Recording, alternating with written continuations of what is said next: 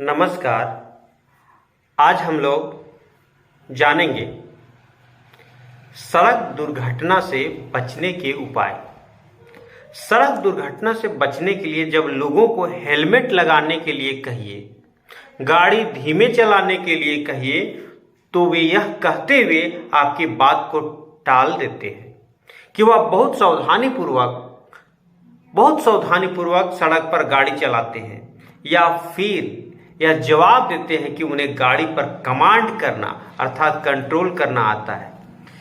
इस तरह का जवाब सरासर मूर्खतापूर्ण होता है।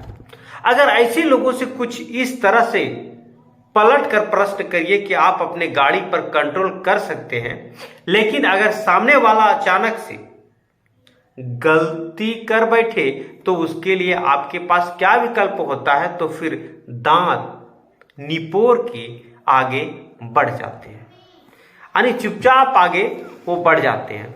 जब आप किसी हॉस्पिटल के इमरजेंसी वार्ड के सामने पूरे दिन तक बैठकर इस बात का आभास कर सकते हैं कि रोड ड्राइव को लेकर लोग तनिक भी चिंतित नहीं है, तो जो खुद के जान को जोखिम तो डाल ही रहे हैं और उन व्यक्तियों को नुकसान पहुंचा रहे हैं जो गाड़ी चलते समय सुरक्षा के नियमों का पालन कर रहे हैं। ऐसे में इस समस्या से कैसे निपटा जाए, इस तरह का जो प्रश्न उठना स्वाभाविक है। यहां हम कुछ बिंदुओं के बारे में बताने जा रहे हैं जो सड़क दुर्घटना पर विराम लगाने में सहयोग प्रदान कर सकता है। सबसे पहले ट्रैफिक के नियमों को सख्त किए जाने की जरूरत है। सड़क दुर्घटना से बचने के लिए जब लोगों को हेलमेट लगाने के लिए कहिए, तो वे आपको पहले ही बता चुका हूं, वे कहेंगे कि मैं गाड़ी चलाना बहुत बढ़िया से जानता हूं। तो इस प्रकार से लोगों को इसमें थोड़ा समझने की जरूरत है। ट्रैफिक का जो नियम है, ट्रैफिक के नियम को कड़ाई से पालन किया जाना चाहिए। तो इस प्रकार से अगर कड़ाई से पालन होगा, ट्रैफिक के नियम पालन होंगे, तो जो ड्राइवर्स हैं जो सड़क पर जो चल रहे हैं वे बहुत सावधानी से गाड़ी चलाएंगे, क्योंकि उनको पता है कि ट्रैफिक का नियम हार्ड है और जीवन उससे भी बड़ी, उसका जो जीवन है बहुत जरूरी है। आजकल युवाओं को एक लंबी जमात है जो अभी गाड़ी के स्टीयरिंग को ठीक से संभालना नहीं जानता और गाड़ी को सड़क पर लेकर सरपट भाग रहा है।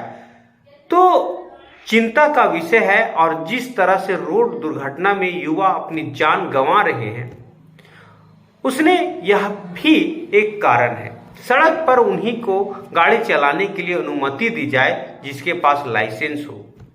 इसके लिए सड़कों पर नियमित जांच होनी चाहिए और बिना लाइसेंस के गाड़ी चलाने वालों के लिए जो दंड का प्रावधान है उसका अनुसरण किया जाना चाहिए। तो ट्रैफिक के नियमों का पालन सख्ती से होनी चाहिए। लाइसेंस जारी करने वालों पर निगरानी रखी जाए।